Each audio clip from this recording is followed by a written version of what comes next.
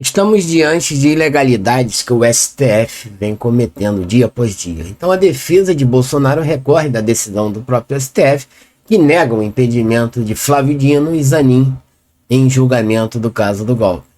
Então são várias ilegalidades que tem aqui um vídeo que eu já vou colocar, não saia daí, veja esse vídeo, um advogado que começou a entrar em cena aqui nas redes sociais, é um advogado criminalista de uma das pessoas que estão arroladas nesta denúncia da PGR, um militar, né?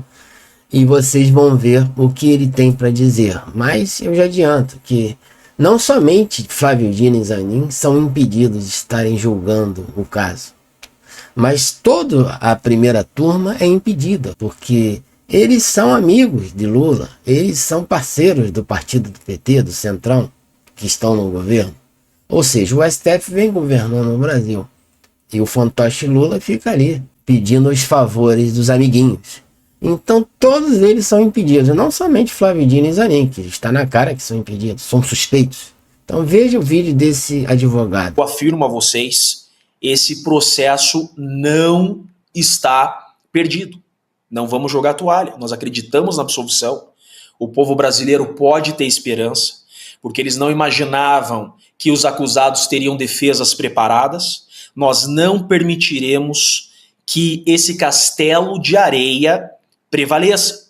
Nós iremos atacar com força total, com muita força, prova por prova, esse processo. É uma farsa, é uma acusação criada contra 34 inocentes e nós vamos provar isso, a ponto de não sobrar nada para a acusação e não ter como criar uma condenação.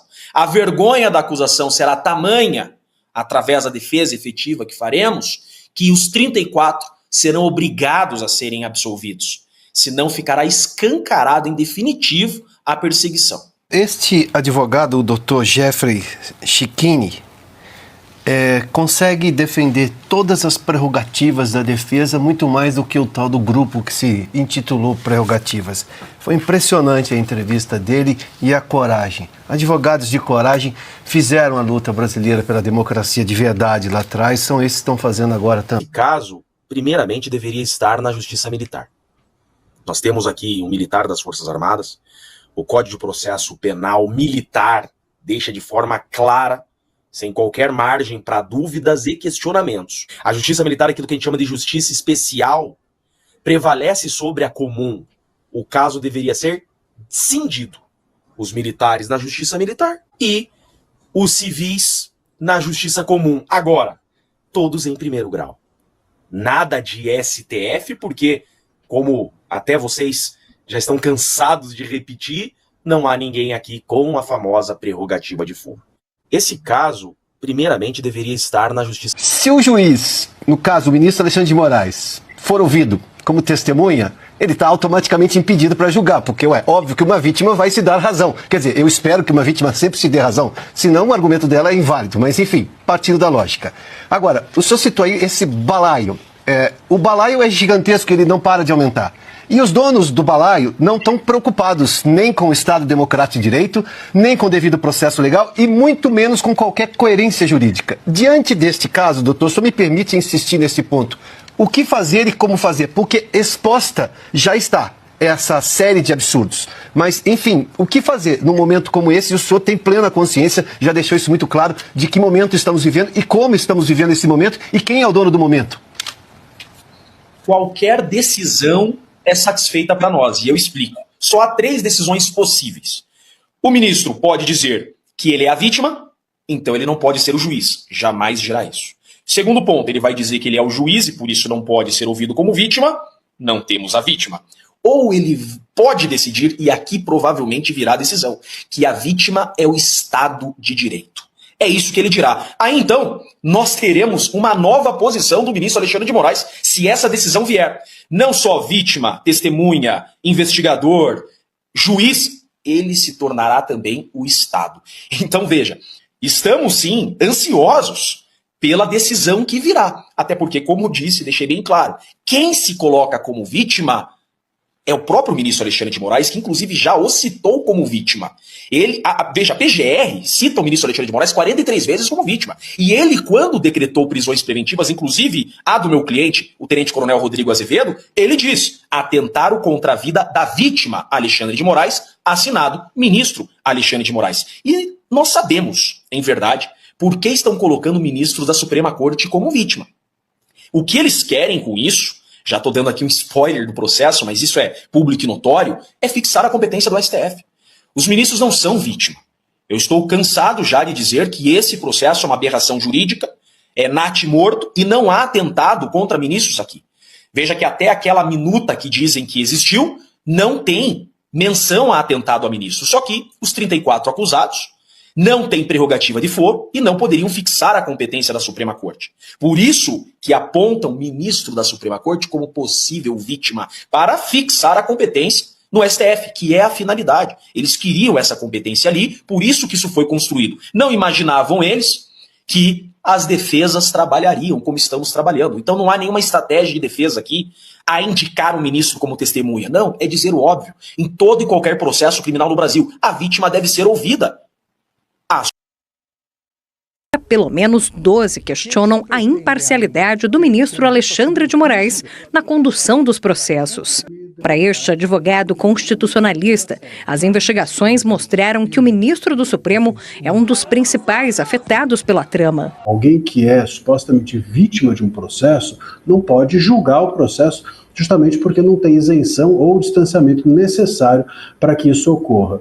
Mas, sem dúvida alguma, me parece que também não haveria uma volta atrás em relação a isso, porque senão todo o processo teria de ser anulado, inclusive os atos investigativos que foram feitos e promovidos com Moraes à frente. Já para este professor de Direito da Fundação Getúlio Vargas, o argumento não se sustenta. Isso afeta o tribunal como um todo, porque no limite, uma das vítimas daquele crime mais imediatas é um amigo, é um colega, alguém que convive com os outros julgadores. Ou seja, não haveria um tribunal para julgar. Você tem os supostos mandantes do 8 de janeiro sendo julgados pela primeira turma e os réus do dia 8 iniciando sendo julgados pelo plenário.